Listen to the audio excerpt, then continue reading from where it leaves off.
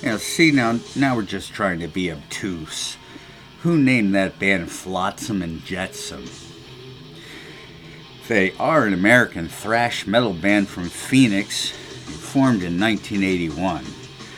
Vocalist A.K. Knudsen, guitarist Mike Gilbert and Steve Conley, bassist Mike Spencer, and drummer Ken Mary Knudsen is the only constant. They once had Jason Newsted on bass, who left to play bass for gigantic Imperial Metallica when Cliff Burton died.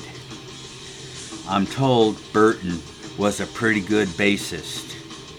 He died during the European leg of the Damage Incorporated tour in support of Master of Puppets.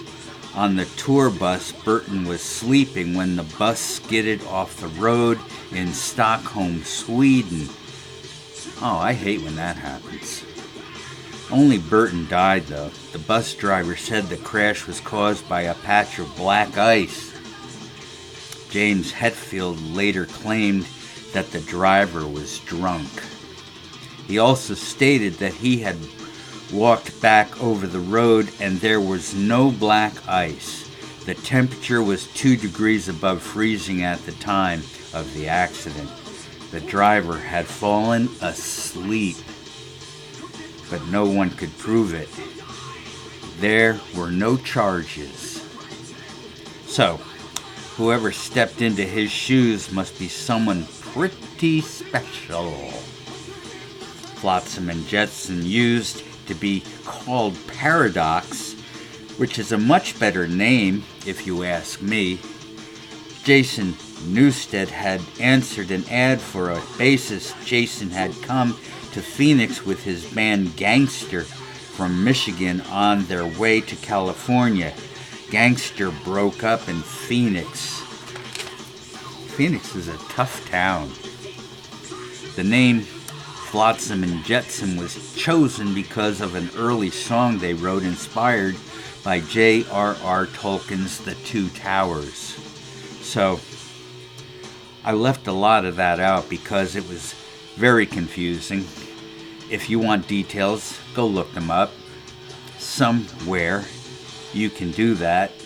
If you understand any of it, tell me about it in the comments. Please and thank you. I've read J.R. Tolkien, The Two Towers, and the other two books, and The Hobbit. I've read all those books.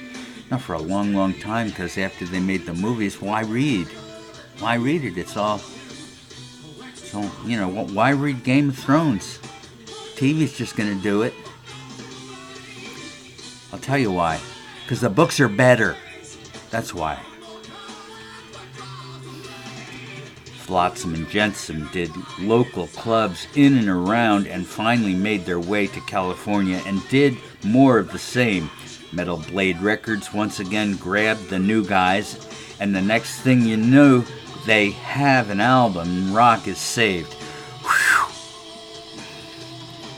Doomsday for the Deceiver was released on the 4th of July in 1986, just 10 years after the bicentennial of our beloved country, and ... That's when Jason Newsted, erstwhile lyricist and bassist par excellence, was bumped up the heavy metal ladder to the top of the pile with the band whose name makes even less sense grammatically than Flotsam and Jetsam.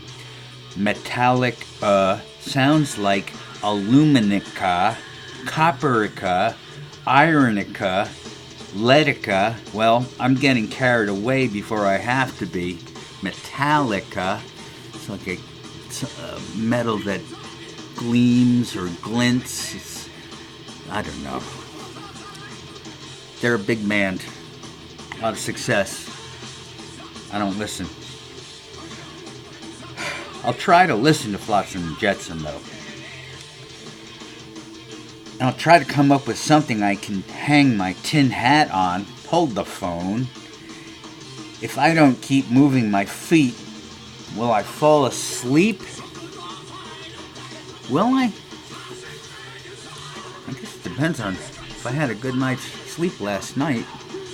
And I think I did. I got about 5 hours in, then I woke up around 5:30 in the morning. I have no idea why. It's completely dark out. I had no idea what time it was. My clock was flashing like the power had gone off, and I was like, what should I do? Well, I think I'll go and make a show about Flotsam and Jetsam.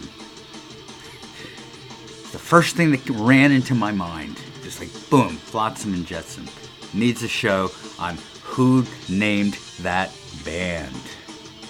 I'll see you soon.